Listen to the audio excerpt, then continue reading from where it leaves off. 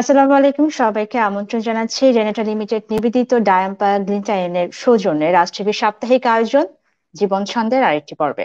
সাথে আছি আমি ডক্টর ফারজানা আলী।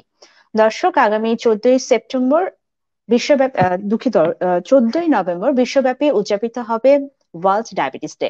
আর এই দিবসকে সামনে রেখে আজকে আমাদের আলোচনার বিষয় ডায়াবেটিস ও বর্তমান প্রেক্ষাপট। আর এই বিষয়ে আমাদের সাথে আজকে আলোচনায় সংযুক্ত হয়েছেন বরাবরের মতো একজন বিশেষজ্ঞ চিকিৎসক।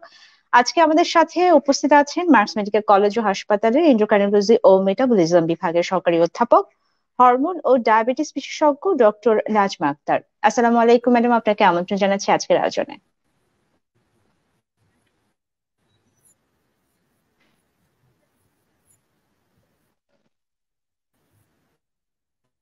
কেমন আছেন আপনি?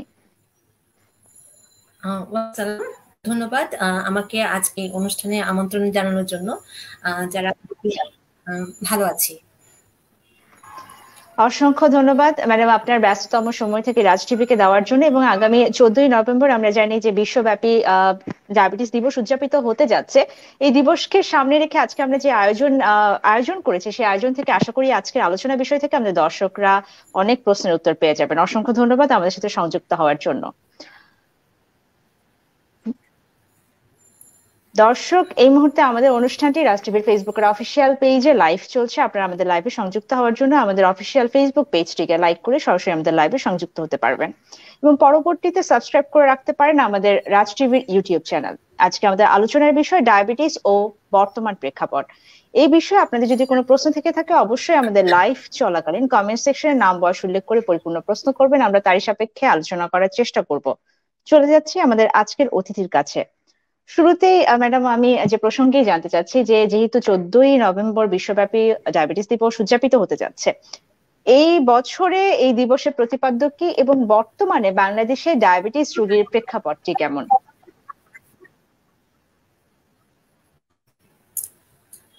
ধন্যবাদ। হ্যাঁ, আসলে খুবই প্রাসঙ্গিক একটা ব্যাপার যে আগামী 14ই নভেম্বর আমরা ওয়ার্ল্ড ডায়াবেটিস ডে করতে যাচ্ছি বা উদযাপন করতে যাচ্ছি। সমস্ত বিশ্বব্যাপী সব দেশের সবাই আমরা একসাথে এই দিনটিতে উদযাপন করি। কারণ হচ্ছে এই দিনটিতে আসলে আমাদের যে ইনসুলিনের আবিষ্কার যিনি করেছিলেন ডাক্তার ফ্রেডেরিক বেন্ডিং জন্মদিন। তো তার প্রতি সম্মান জানিয়ে ওয়ার্ল্ড হেলথ অর্গানাইজেশন এবং ইন্টারন্যাশনাল ডায়াবেটিস ফেডারেশন সম্মিলিতভাবে এই দিনটিকে ডায়াবেটিস উদযাপন ডে হিসাবে করেছেন। তো শুধু তো একটা ডে টু ডেই থাকে না, তার একটা থিম থাকে, উদ্দেশ্য থাকে, তার একটা লক্ষ্য থাকে। তো প্রতিবারের মতো এবারও আমাদের একটা থিম রয়েছে। মজার ব্যাপার, এই বছর কিন্তু আমরা ইনসুলিন আবিষ্কারের 100 বছর পূর্তি উদযাপন করছি। সাথে সাথে 100 বছর হয়ে গিয়েছে যে ইনসুলিন আবিষ্কার হয়েছে। তো এই বছর আমরা খুব সাথে, যেটা আসলে এই বছর না অনেকদিন ধরে দেখছিলাম যে আসলে ডায়াবেটিসের এতদিন পর 100 বছর পূর্তি উপলক্ষেও আমরা কিন্তু আসলে ডায়াবেটিস কেয়ারটা যে এটা সার্বজনীন করার কিন্তু এখনো আমরা অনেক পিছিয়ে। তো সেই টার্গেট সামনে রেখে, মাথায় রেখে এবারে থিমটাকে ঠিক করা হয়েছে, যেটা হচ্ছে এক্সেস টু ডায়াবেটিস কেয়ার। যদি আমি বাংলায় বলি তাহলে সার্বজনীন ডায়াবেটিস চিকিৎসা সেবা সবার জন্য। আর এখানে একটি স্লোগান ধার্য করা হয়েছে যে নট নাও দেন হোয়েন, যদি এখনই না তবে কখন। তো আসলে একটা সময় ছিল যে যখন মনে করা হতো ডায়াবেটিসটা একটা উচ্চ বা উচ্চ মধ্যবিত্ত দেশের একটা অসুখ। তো ইদানিং কালে আমাদের যে ডায়াবেটিস ট্রেন, ডায়াবেটিস বৃদ্ধি পাওয়ার যে ঊর্ধ্বমাত্রা, যেটা আমরা যদি লক্ষ্য করি, সেখানে কিন্তু এখন ডায়াবেটিসের হার কিন্তু নিম্ন এবং মধ্য আয়ের যে দেশগুলো ইনক্লুডিং তার কিন্তু অনেকটাই মানে অ্যালার্মিং রেটিং বেশি। তো এই জন্য আমাদেরকেও কিন্তু অ্যালার্ট হতে হবে এবং একটা পরিসংখ্যানে কিন্তু বলেছে যে সারা 10 জনের মধ্যে ডায়াবেটিস। এবং সবচেয়ে অ্যালার্মিং যেটা হচ্ছে যে এই যে যাদের ডায়াবেটিস তাদের 2 জনের মধ্যে একজন জানেন না তিনি ডায়াবেটিসে আক্রান্ত। এবং এই যে ডায়াবেটিসের রোগীর পরিসংখ্যান আমরা বলছি, তাদের 5 জনের মধ্যে 4 জনই নিম্ন এবং মধ্যম আয়ের দেশ থেকে আসছেন।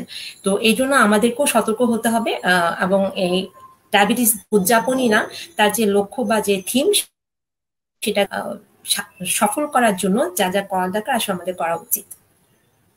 অসংখ্য ধন্যবাদ। খুব সুন্দর করে বোঝা গেল যে নন কমিউনিকেবল, আমরা যেহেতু অসংক্রমিত রোগের মধ্যে একটি রোগ হিসেবে ডায়াবেটিসকে নির্ণয় করে থাকি, তার মধ্যে একটি বড় স্থান দখল করে ফেলেছে অলরেডি ডায়াবেটিস রোগটি। এবং বর্তমানে আসলে কি পরিমাণ রোগী আসছে সে বিষয়ে এতক্ষণে আমাদের আলোচনায় উঠে এসেছে। এবং এবারে প্রতিপাদ্যটিও সার্বজনীন সেবা সেই বিষয়ে উঠে আসলো।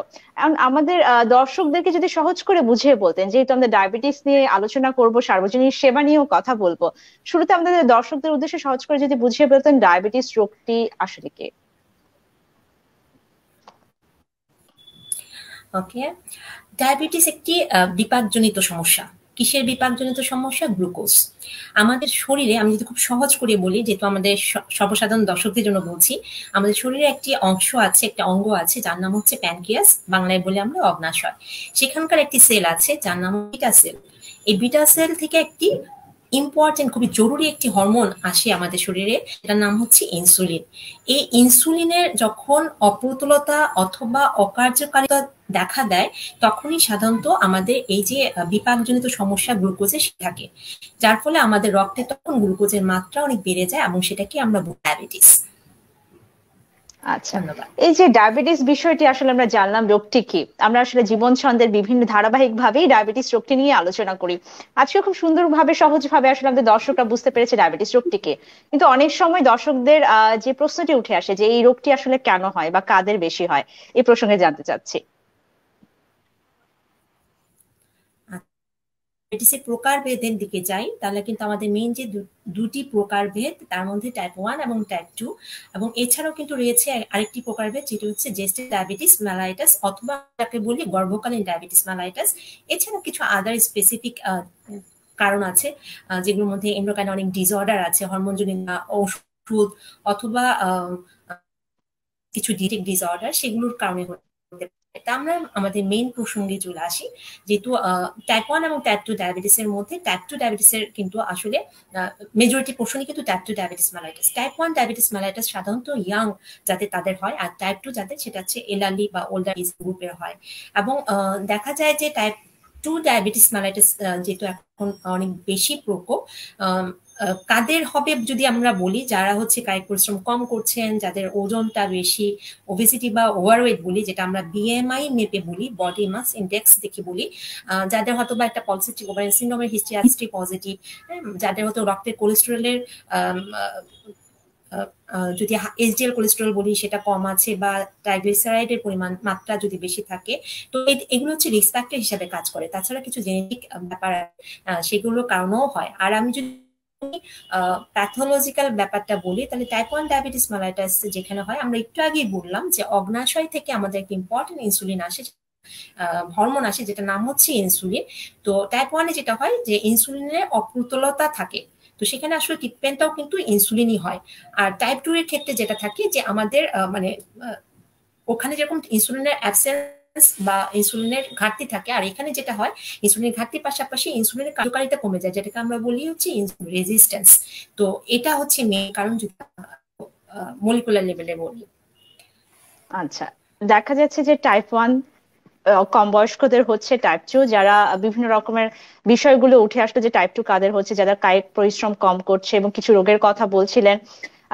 পলিসিস্টিক ওভারিয়ান সিনড্রোম যাদের আছে তাদের টাইপ 2 ডায়াবেটিস হওয়ার সম্ভাবনা বেশি। এছাড়াও আরেকটি বলছিল গর্ভকালীন সময় ডায়াবেটিস হতে পারে। এবং আরেকটি টাইপ কিন্তু আমরা জানি আদার স্পেসিফিক টাইপ, আমরা এই বিষয়ে না গেলাম। কিন্তু অনেক সময় দর্শক মানে অনেক রোগীরা কিন্তু জানতে চায় যে এই যে টাইপ 1 বা টাইপ 2 ডায়াবেটিস এর কথা বলছি, বা গর্ভকালীন সময় ডায়াবেটিস হওয়ার যে প্রসঙ্গটা উঠে আসছে, এই সময় আসলে কি ধরনের লক্ষণ বা উপসর্গ প্রকাশ পেলে একজন রোগী বুঝতে পারবে ডায়াবেটিসে আক্রান্ত হয়েছে? লক্ষণ বা উপসর্গগুলো কেমন হচ্ছে? আসলে ইন্টারনেটের সুবাদে আসলে আমরা অনেকেই এই ব্যাপারগুলো অল্প স্বল্প হয়তো জানি। তারপর আরেকটু সবার জন্যই আবার আরেকবার বলছি, টাইপ 1 যারা, তারা আসলে একদম টিপিক্যাল কিছু সিমটম, আমরা বলি একদমই ডায়াবেটিস সংক্রান্ত কিছু সমস্যা বা সিমটম বা লক্ষণ বিচার নিয়ে আসে। তার মধ্যে একটা হচ্ছে ঘন ঘন পিপাসা পাওয়া বা অতিরিক্ত পিপাসা পাওয়া, অতিরিক্ত প্রস্রাব, খাওয়ার আগ্রহ বেড়ে যাওয়া বা বেশি বেশি খাওয়া, ওজন কমে যাওয়া, দুর্বল লাগা, এগুলো একটা একদম টিপিক্যাল কিছু সিমটম, যেগুলো টাইপ 1 পেশেন্টরা বা কখনো কখনো টাইপ 2 পেশেন্টরাও নিয়ে আসে। কিছু আছে কিন্তু যারা নন স্পেসিফিক, একদমই শুনেই বলা যাবে না যে হ্যাঁ আপনার ডায়াবেটিস হয়েছে, বাট তারপরে আসলে ডায়াবেটিস করা উচিত। যেমন হচ্ছে ওই যে যেটা বললাম যে পেশেন্টের যদি দুর্বল লাগে, হ্যাঁ কোনো কারণ ছাড়াই ক্লান্ত ভাব, দুর্বল লাগা, ঘা শুকাচ্ছে না, অনেক রোগীরা আসে কিন্তু যে আমার কেটে গিয়েছে অনেকদিন আগে, আমি ভালো অ্যান্টিবায়োটিক খেলাম বা তার ঘা শুকাচ্ছে না, ঘন ঘন সেনা হওয়া, চুলকানি হওয়া মহিলাদের জননাঙ্গে বা ছেলেদের। তো এইসব কিন্তু একটা লক্ষণ। আবার গর্ভকালীনের ক্ষেত্রে বা অনেক মহিলাদের ক্ষেত্রে হিস্ট্রি থাকে কিন্তু যে রিপিটেড তার নষ্ট হচ্ছে, বা ইভেন অনেক পেশেন্টরা আসেন ইনফার্টিলিটি নিয়ে যে আমি বন্ধাত্ম। তো এসব ক্ষেত্রে কিন্তু আমাকে ডায়াবেটিস স্ক্রিনিং করার জন্য আমরা সবসময় জোর দিয়ে থাকি। আর মজার ব্যাপার হচ্ছে আর টু পেশেন্ট আসে যারা ডায়াবেটিস ডায়াগনোসিস হওয়ার আগে তার আগে তারা কমপ্লিটলি আসে, হয়তোবা তার একটা চোখের প্রবলেম হয়েছে, চোখের ডাক্তারের কাছে গেলেন, সেখানে ডাক্তার চোখ দেখে তার যে চেঞ্জ গুলো তিনি দেখলেন তা দেখে তাকে একটা সুগার চেক করতে দিলেন, তখন দেখা গেল যে তার ডায়াবেটিস। অথবা দাঁতের ডাক্তারের কাছে গেলেন, তিনি চেক করতে দিলেন যে ঠিক আছে আপনার সুগারটা চেক করে আসেন, দেখা গেল তার ডায়াবেটিস। ইভেন অনেক পেশেন্ট হার্ট অ্যাটাক নিয়ে যখন হসপিটালে ভর্তি হয় তখন সে প্রথম জানতে পারে যে তিনি আসলে অলরেডি একজন ডায়াবেটিস মেলাইটিসের পেশেন্ট। তো এভাবেও কিন্তু পেশেন্ট প্রেজেন্ট করতে পারে। ধন্যবাদ। আচ্ছা, খুব সুন্দর করে আমরা আসলে লক্ষণ বা উপসর্গ সম্পর্কে জানতে পারলাম।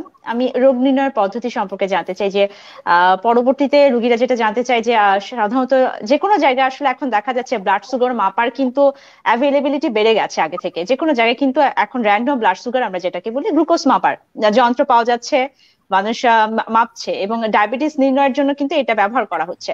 রোগ নির্ণয়ের জন্য কি এই র্যান্ডম ব্লাড সুগার এটি যথেষ্ট, নাকি এছাড়াও আসলে আরো কিছু পরীক্ষা নিরীক্ষা প্রয়োজন পড়ছে? আচ্ছা, আমরা যদি আমেরিকান ডায়াবেটিক অ্যাসোসিয়েশনের যে গাইডলাইন, সেই গাইডলাইন অনুযায়ী যে গিয়ে থাকি, এটাকে ফলো আসলে আমাদের এখানে 4টা প্রসিডিউরের কথা বলা আছে স্ক্রিনিং এবং ডায়াগনোসিসের জন্য। তাহলে একটা হচ্ছে গ্লুকোজ টলারেন্স টেস্ট, যেটা আমরা রোগীরা জানে যে পেটে একবার রক্ত দেওয়া হয় আর একবার 2 ঘন্টা পরে চেক করা হয়। আরেকটা হচ্ছে শুধুমাত্র ফাস্টিং অথবা পোস্টপারান্ডাল ব্লাড গ্লুকোজ লেভেল বা র্যান্ডম ব্লাড গ্লুকোজ লেভেল, সেটা চেক করতে পারি। তো এগুলো সবগুলোই করতে পারি, অথবা যে কোনো দুটো যদি পজিটিভ আসে। এবং তার সাথে আরেকটির কথা না বললি না, সেটা হচ্ছে আমাদের ক্রাইটেরিয়ার মধ্যেই আছে, আমাদের রোগীরা খুব ভালো করে জানে 3 মাসের ডায়াবেটিসের গড়, যেটাকে আমরা SBO1C বলি। তো এই সবগুলোর রিপোর্টের উপর বেসিস করে কিন্তু আমরা একজন পেশেন্টকে তার প্রি ডায়াবেটিস অর ডায়াবেটিস আছে নন, তাকে কিন্তু আমরা ডায়াগনোজ করতে পারি। যেমন আমার যদি ফাস্টিং ব্লাড গ্লুকোজ লেভেলটা 7 অথবা 7 এর বেশি মিলিমোল পার লিটার হয়, এবং তার গ্লুকোজ খাওয়ানোর পর যদি তার ব্লাড গ্লুকোজটা 11.1 মিলিমোল পার লিটারের বেশি হয় এবং HbA1 যদি 6.5% অথবা তার থেকে বেশি হয়, তাহলে কিন্তু আমি তাকে ডায়াবেটিসের রোগী বলেই চিহ্নিত করব। আচ্ছা, আসলে কি কি ধরনের পরীক্ষা নিরীক্ষার প্রয়োজন পড়ছে সে বিষয়ে আমরা জানলাম। চিকিৎসা কি ধরনের দেওয়া হচ্ছে, মানে ডায়াবেটিসের সব রোগীদেরই কি আসলে ইনসুলিন প্রয়োজন পড়ছে, না আসলে আলাদা কিছু চিকিৎসা পদ্ধতিও দেওয়া হচ্ছে রোগী ভেদে? আমি চিকিৎসা পদ্ধতি সম্পর্কে একটু জানতে চাচ্ছি। আসলে আমরা যেটা বললাম প্রথম দিকেই কিন্তু আমাদের প্রকারভেদ নিয়ে আমরা একটু আলাপ করেছি, যদি সবাই শুনে থাকেন তাহলে টাইপ 1 এর ক্ষেত্রে আমরা কিন্তু বলেছি যেখানে আমাদের ইনসুলিনের অপ্রতুলতা বা ইনসুলিনের একটা ডেফিসিয়েন্সি থাকছে, তো সেখানে কিন্তু চিকিৎসা ইনসুলিন। আর টাইপ 2 এর ক্ষেত্রে সেখানে যেহেতু অনেকগুলো রিস্ক ফ্যাক্টর কাজ করে, হ্যাঁ আমরা অনেকগুলো রিস্ক ফ্যাক্টর সম্বন্ধে অলরেডি আমরা বললাম যে তার যদি ওভারওয়েট হয়, ওবেস হয়, অথবা তার যদি রক্তের কোলেস্টেরলটা বেশি থাকে, হ্যাঁ তার যদি পলিসিস্টিক ওভারিয়ান সিনড্রোম থাকে, তার ফ্যামিলি হিস্ট্রি পজিটিভ থাকে, হ্যাঁ তার যদি কায়িক পরিশ্রম কম করা থাকে, তার যদি ডায়েটারি লাইফ প্যাটার্নটা যদি আনহেলথ হয়ে থাকে, এগুলো কি ফ্যাক্টর হিসেবে কাজ করতেছে। তো ট্রিটমেন্ট শুরু করি তাহলে সবার প্রথমে যেটা দরকার সেটা হচ্ছে তাকে ডিসিপ্লিন হতে হবে। তো সেই জন্য একটা হেলথ এডুকেশন খুবই দরকার, যে আমার কি হয়েছে, আমাকে কি করলে আমি ভালো থাকতে পারবো, এবং কিভাবে আমি এই একজন ডক্টরের প্রেসক্রিপশনকে ফলো করব, বা আমার সুগার করব, কিভাবে আমার টার্গেটকে সেট করব। আমি যদি টার্গেট জানা না থাকে তাহলে তো কখনোই আমি আমার লক্ষ্য অ্যাচিভ করতে পারবো না। তো সবাইকে তার টার্গেটটা জানতে হবে যে আমার আমার ফাস্টিং কত রাখতে হবে, আমার HbA1c কত রাখতে হবে, আমাকে কি পরিমাণ হাঁটাহাঁটি করতে হবে। হেলথ এডুকেশনটা খুব। এরপরে যেটা আসে যে তার ডায়েটারি প্যাটার্ন, যেটা একজন নিউট্রিশনিস্ট তার BMI মেপে তাকে কত ক্যালোরি খাবার লাগবে, কত ক্যালোরি লাগবে সেটাকে তিনি ডিসাইড করে দেন। তারপর সেটাকে তিনি 3টি মূল খাবারে 2টা বা 3টা স্ন্যাক্সের মাধ্যমে পুরো ক্যালোরিটা তার জন্য ডিভাইড করে দেন। তার সাথে সাথে আমাদের যেটা আসে তার পরিশ্রম বা কায়িক পরিশ্রম এক্সারসাইজ, আমরা বলে থাকি যে সপ্তাহে কম করে হলো 150 মিনিট, অথবা একটা রোগী যদি 30 থেকে 40 মিনিট প্রত্যেকদিন হাঁটেন, সপ্তাহে কম করে হলো 5 দিন হাঁটেন, এটা তার জন্য যথেষ্ট। এবং তার সাথে সাথে যেটা করতে হবে, পেশেন্টকে তার ব্লাড গ্লুকোজটাকে মনিটর করতে হবে, যেটাকে আমরা বলি self monitoring of blood glucose. সেটা তার একজন ডক্টর তাকে তার কোন ধরনের ওষুধের মাত্রা বা ওষুধ বা ইনসুলিন পাচ্ছে কিনা, তার কতটা জটিলতা ডেভেলপ করে গিয়েছেন, তার মাধ্যমে তাকে কিন্তু শিখিয়ে দিবেন যে কিভাবে তার কত সময় বা কিভাবে তার সুগারটাকে চেক করতে হবে। আর তারপরে যেটা আসলো সেটা হচ্ছে চিকিৎসার ক্ষেত্রে কিন্তু আমরা টাইপ 2 ডায়াবেটিসের ক্ষেত্রে যদি বলি, টাইপ 1 এবং জেস্টেশনাল ডায়াবেটিস মেলাইটাসের ক্ষেত্রে কিন্তু ইনসুলিন দিয়ে আমরা চিকিৎসা করি। আর টাইপ 2 এর ক্ষেত্রে আমরা ওরাল অ্যান্টি ডায়াবেটিক এজেন্ট আছে সেটা চুজ করতে পারি। তার সাথে সাথে কোনো রোগীর কিন্তু ইনসুলিনও লেগে যেতে পারে। এটা তার চিকিৎসক ঠিক করবেন। তার এক একজন রোগী ভেদে কার কোন ওষুধটা দিয়ে বা কম্বাইন আমরা ওরাল অ্যান্টি ডায়াবেটিক চুজ করবো না তার সাথে সাথে ইনসুলিন অ্যাড করবো সেটা করে দিবেন। আচ্ছা, আমরা সহজভাবে যদি আমাদের দর্শক থেকে বুঝিয়ে থাকি সেক্ষেত্রে হচ্ছে 3টা ডি: ডায়েট, ডিসিপ্লিন, ড্রাগ। প্রথমে আপনারা ম্যাডাম হচ্ছে ডায়েটের কথা বলেন, খাদ্যাভ্যাসের পরিবর্তনের কথা বলেন, পরবর্তীতে ডিসিপ্লিন লাইফ এবং ব্যায়ামের কথা বলেন, এবং এরপরে রোগী ভেদে আসলে ইনসুলিন লাগবে নাকি তাকে মুখে খাওয়ার ওষুধ দেওয়া হবে সেই বিষয়টি নির্ণয় করে থাকেন। খুব গুরুত্বপূর্ণ কিছু তথ্য কিন্তু এরই মধ্যে উঠে আসলো। কিন্তু অনেক সময় দেখা যায় যে এই যে ইনসুলিন যখন দেওয়া হয় রোগীদের মধ্যে কিন্তু একটা ভীতি কাজ করে। কিছুদিন ইনসুলিন নিল, হঠাৎ করে বন্ধ হয়ে গেল। এই যে সকল রোগীরা এই ইনসুলিন ভীতি কাজ করছে বা ইনসুলিন নিতে চাচ্ছে না, তাদের জন্য কি কোনো স্পেসিফিক ডিভাইস আছে বা কোনো পরামর্শ কি থাকবে কিনা? কি ধরনের পরামর্শ থাকবে আপনার? প্রথমেই আমরা যেটা বলেছি যে তার হেলথ এডুকেশন, কেন তার ভয়, হ্যাঁ, নিডল প্রিকের ভয় আপনারও আছে আমারও আছে, রোগীর না থাকার কোনো অস্বাভাবিক কিছু না। আমি যদি তাকে তার এই ভয়টাকে দূর করে দিতে পারি যে আপনি কিভাবে নিবেন। অনেকের ভয় থাকে হাইপো হওয়ার ভয়, যে আমি বাসায় একা থাকি, আমি কিভাবে অ্যাডজাস্ট করব। অনেকের আমাদের যারা রোগী আছেন তারা ভাবছেন যে আমি তো দিতে পারবো না, আমার বাসায় আমার ছেলেটা হয়তো বা সকালে অফিসে চলে যায়, সন্ধ্যায় আসে, আমি কিভাবে দিব। তো এই ব্যাপারগুলো তার তার কোথায় হচ্ছে সেটাকে টার্গেট করে যদি আমি তার হেলথ এডুকেশনটাকে এস্টাবলিশ করি, তার ফ্যামিলি মেম্বার তাকে যদি আমি ইনসুলিন দেওয়াটা শিখিয়ে দিই, কিভাবে অ্যাডজাস্ট করবে শিখিয়ে দিই, তাহলে কিন্তু কিছু জিনিস আমি ওভারকাম করতে পারলাম, 1 নাম্বার। এবং যেটা হচ্ছে যে হাইপো দূর করার একটা কিন্তু ভালো বুদ্ধি হচ্ছে তাকে কিন্তু ফ্রিকোয়েন্টলি সুগারটাকে চেক করতে হবে। আচ্ছা, আর আরেকটা যেটা হচ্ছে যে অনেকে বন্ধ করে দেয়, হ্যাঁ, সেক্ষেত্রে দেখা যায় যে পরবর্তীতে তার অনেক জটিলতা নিয়ে তিনি হয়তো বা আবার ফিরে আসেন, তখন হয়তো বা হাই ডোজে ইনসুলিন লাগে, মাল্টিপল ডোজে আমাকে ডেইলি ইনজেকশন দেওয়া লাগতেছে। তো এখন কিন্তু ডিভাইসে অনেক চেঞ্জ এসেছে, অনেক ভালো ভালো ডিভাইস চলে এসেছে, ইনশাল্লাহ সামনে আরো ভালো ভালো ডিভাইস আসছে বাজারে। হ্যাঁ, বিশ্ববাজারে কিন্তু এখন ইনহেলার ইনসুলিন, হ্যাঁ, তারপর হচ্ছে এই টাইপের ডিভাইসও কিন্তু ইনফিউশন পাম্প যেগুলো, সেগুলো কিন্তু চলে এসেছে, কিন্তু সেগুলো একটু কস্টলি হওয়াতে হয়তো আমরা আমাদের দেশের ধরনের আয়ের মানুষ তাদের জন্য হয়তো অ্যাভেলেবেল করাটা এখনই হয়তো এত সহজ হবে না। তো এখন তারপরও বাজারে অ্যাভেলেবেল যে ডিভাইস গুলো আছে সেগুলো কিন্তু অনেকটাই সহনীয়, এবং এগুলোতে কিন্তু পিনপিকের সেই পেইনটা থাকে না। তো রোগীকে আমরা একটা দুইটা শর্ট যদি আমাদের সামনে বসিয়ে দিয়ে দেখিয়ে দিই, সেক্ষেত্রে কিন্তু তার এই ভয়টা কিন্তু ওভারকাম হয়ে যায়।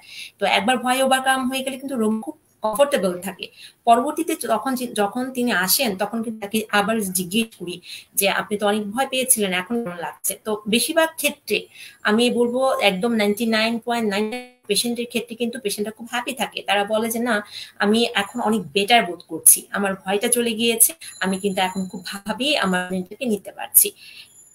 ধন্যবাদ। তাহলে ধন্যবাদ ম্যাডাম। দেখা যাচ্ছে যে এই ক্ষেত্রে কাউন্সিলিং খুবই গুরুত্বপূর্ণ। খুব সুন্দর করে আপনারা কাউন্সিলিং করেন, সেই বিষয়টা উঠে এসেছে, এবং কাউন্সিলিং খুবই গুরুত্বপূর্ণ। এই যে আমরা ডায়াবেটিস এর এই রোগের বিষয়ে কথা বলছিলাম, চিকিৎসা পদ্ধতির কথাও বলছিলাম। আমাদের রোগীরা যদি সঠিক সময়ে চিকিৎসকের শরণাপন্ন না হন বা সঠিক সময়ে যদি চিকিৎসা গ্রহণ না করেন, সেক্ষেত্রে কি ধরনের জটিলতা হতে পারে? অনেক ধরনের জটিলতাই হতে পারে। ডায়াবেটিস এই জন্যই ভয়াবহ।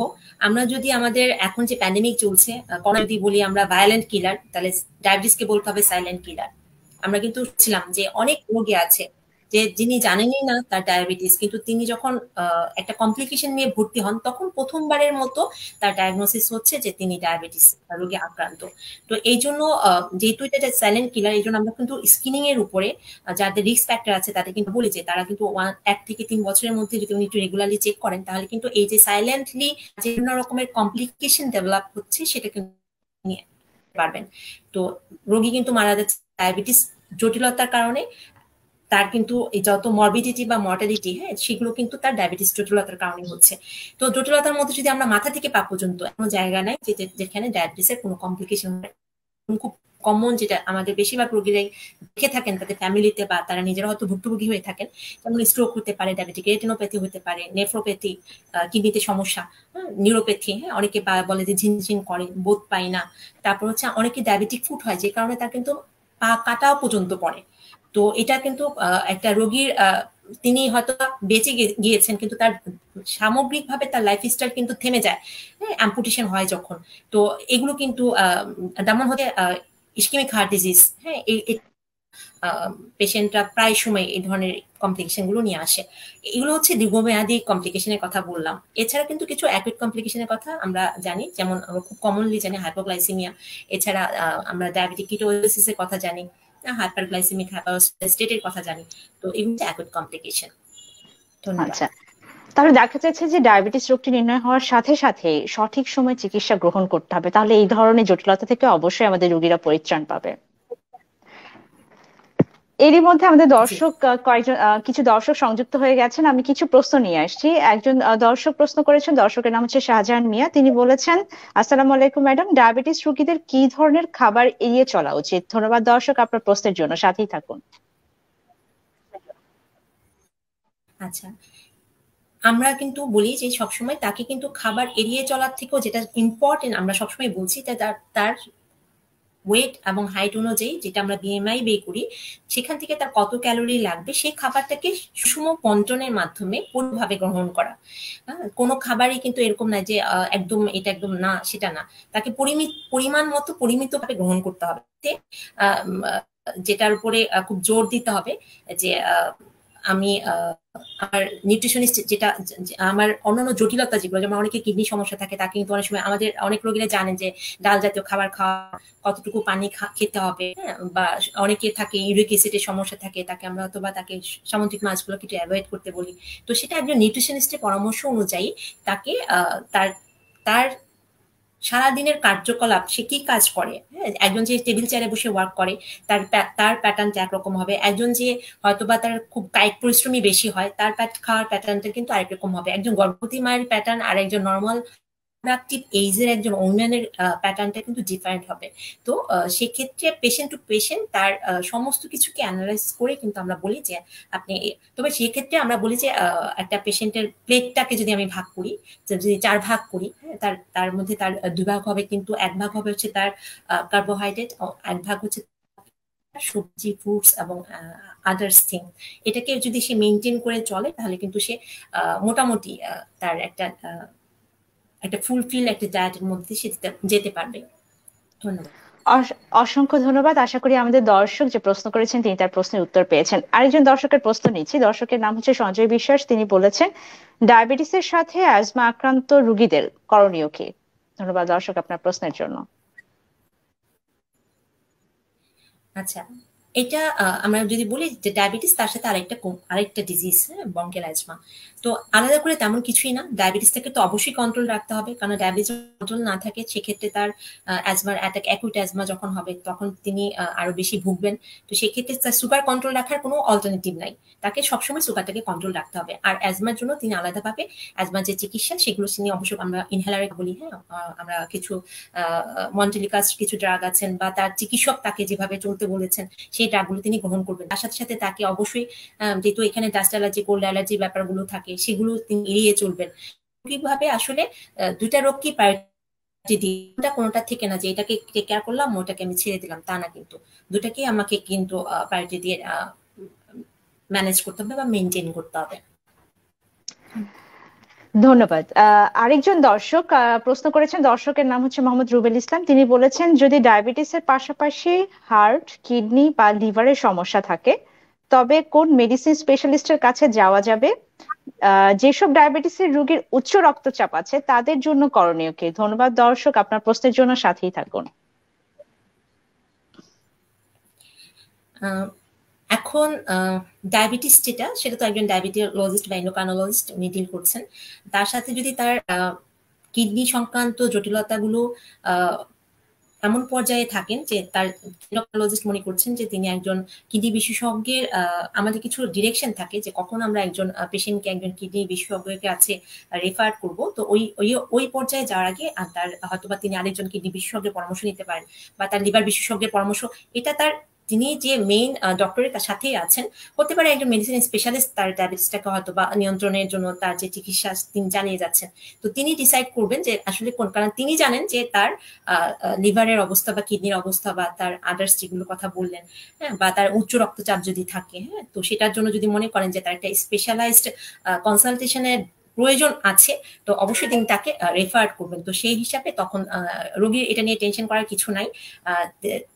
তার প্রাথমিক যে ডক্টর, আমি আবারও বলছি, তিনি এন্ডোক্রাইনোলজিস্টও হতে পারেন, ডায়াবেটোলজিস্ট হতে পারেন, একজন মেডিসিন স্পেশালিস্ট হতে পারেন, ইভেন তিনি একজন প্রাথমিকভাবে প্রথমবারের জন্য উনি একজন নেফ্রোলজিস্টের কাছেও যেতে পারেন। তো তিনি তাকে ডিরেকশন দিবেন, গাইড করবেন যে এর পরবর্তীতে তার কোনো স্পেশালাইজড কেয়ার দরকার থাকলে তাকে সেখানে যেতে বলবেন।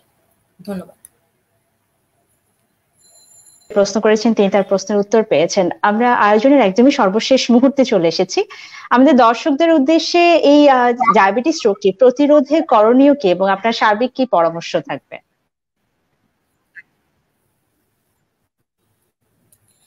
মজার ব্যাপার হচ্ছে, আমরা বলছিলাম যে ডায়াবেটিস মেলাইটাসের ইয়েটাই এখন বেশি, প্রকোপটাই এখন বেশি। আমি বলছিলাম যে এটা সাইলেন্ট কিলার, কিন্তু 50% টাইপ 2 ডায়াবেটিস মেলাইটাস কিন্তু প্রতিরোধযোগ্য।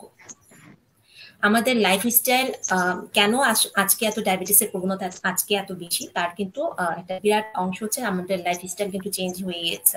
এখন কিন্তু আমরা যে সেডেন্টারি লাইফস্টাইল মেনটেন করি, আমাদের যে ডায়েট প্যাটার্নটা আমরা বেশিরভাগ সময় আমরা যে মেনটেন করি, তো সেটা আসলে খুব সুষম বা পরিমিত না। তো এই জন্য সবাইকেই আমাদের, যারা আমরা রিক্সে আছি, যারা আমাদের একটা ফ্যামিলি হিস্ট্রি পজিটিভ, অলরেডি আমরা ওভারওয়েট অর ওবেস, হয়তো বা আমাদের আরো কিছু রিস্ক ফ্যাক্টর আমাদের অলরেডি আছে, হ্যাঁ, তো তাদের ক্ষেত্রে কিন্তু আমরা ডায়াবেটিস হওয়ার জন্য অপেক্ষা না করে এখন থেকে যদি একটা সুষম পরিমিত খাদ্যাভ্যাস তৈরি করি, আমরা যদি একটু কায়িক পরিশ্রম করি, একটু এক্সারসাইজ করি, তার সাথে যদি আমরা আমাদের ডায়াবেটিসটাকে একদম চোখ বন্ধ করে বসে না থেকে, আমরা 40 পর আসলে ডায়াবেটিস চেক করা উচিত না, ইয়ারলি না পারলে 1 থেকে 2 বছরের মধ্যে একবার, রিস্ক ফ্যাক্টর থাকলেও আপনার 1 থেকে 3 বছর মধ্যে একবার করে আমরা ডায়াবেটিসটা চেক করে দেখে নিব যে আমি প্রি ডায়াবেটিস অথবা ডায়াবেটিস হয়ে গেল কিনা। যদি না থাকে তাহলে আবার নেক্সট 1 to 3 ইয়ার্স। যাদের জেস্টেশনাল ডায়াবেটিস মেলাইটাস বা গর্ভকালীন ডায়াবেটিস আছেন, তাদের সাধারণত দেখা যায় যে অনেকেরই ডেলিভারির পর তার সুগারটা আবার নর্মাল হয়ে যায়। তো সেক্ষেত্রে তিনি একদমই ইগনোর না করে তিনিও কিন্তু ইয়ারলি তার সুগারটা চেক করে দেখবেন, কারণ তার ডায়াবেটিস হওয়ার সম্ভাবনা কিন্তু অনেক বেড়ে যায়। এবং যাদের হচ্ছে প্রি ডায়াবেটিস থাকে, আমরা বলি বলে যে প্রাক ডায়াবেটিস, তো সেই ক্ষেত্রেও কিন্তু এখানেও কিন্তু বলা হয়েছে যে 30 থেকে 40% কিন্তু পরবর্তীতে ওভার ডায়াবেটিস বা ডায়াবেটিস রোগে পরিবর্তিত হওয়ার সম্ভাবনা অনেক বেশি থাকে। তো তাদেরকেও কিন্তু এই যে একই রকম ভাবে যে লাইফস্টাইল বা ডিসিপ্লিনড ওয়ে চলার, সেটা কিন্তু প্র্যাকটিস করতে হবে। তাহলে আমরা ডায়াবেটিসকে প্রতিরোধ করতে পারবো, এবং হচ্ছে ডায়াবেটিস যাদের হয়ে গেছে তারা ডায়াবেটিস এবং ডায়াবেটিস জনিত জটিলতার কারণে যে মৃত্যু বা অন্যান্য যে মরবিডিটি, সেগুলো কিন্তু প্রতিহত করতে পারবো। ধন্যবাদ। অসংখ্য ধন্যবাদ চমৎকার সব তথ্য এবং পরামর্শের জন্য। আশা করি আমাদের আজকের আলোচনা থেকে দর্শকরা উপকৃত হয়েছেন। আপনার সুস্বাস্থ্য কামনা করছি এবং আমাদের সাথে সংযুক্ত হওয়ার জন্য অসংখ্য ধন্যবাদ। আপনাদের সবাইকে ধন্যবাদ, যারা শুনছিলেন কাছে দূরে, দেশে এবং দেশের বাইরে, সবাইকে ধন্যবাদ। ধন্যবাদ আপনাকে। দর্শক, এতক্ষণ আমাদের সাথে ছিলেন ডক্টর নাজমা আক্তার। তিনি কথা বলছিলেন ডায়াবেটিস ও বর্তমান প্রেক্ষাপট। অসাধারণ কিছু তথ্য এবং পরামর্শ আমরা পেয়েছি। আশা করি দর্শক আমাদের আজকে আলোচনা থেকে আপনারা সবাই উপকৃত হয়েছেন। আপনাদের সবার সুস্বাস্থ্য কামনা করে রাজ টিভির সাপ্তাহিক আয়োজন রেনেটা লিমিটেড নিবেদিত ডায়াম্পা গ্রিন টাইমের সৌজন্যে জীবন ছন্দের আজকের পর্ব থেকে বিদায় নিচ্ছি। আমি ডক্টর ফারজানা আলী। সবাই ভালো থাকুন, সুস্থ থাকুন এবং রাজ টিভির সাথেই থাকুন। আল্লাহ হাফেজ। You are watching Raj TV, Jagorone, Bangladesh. Please subscribe our channel.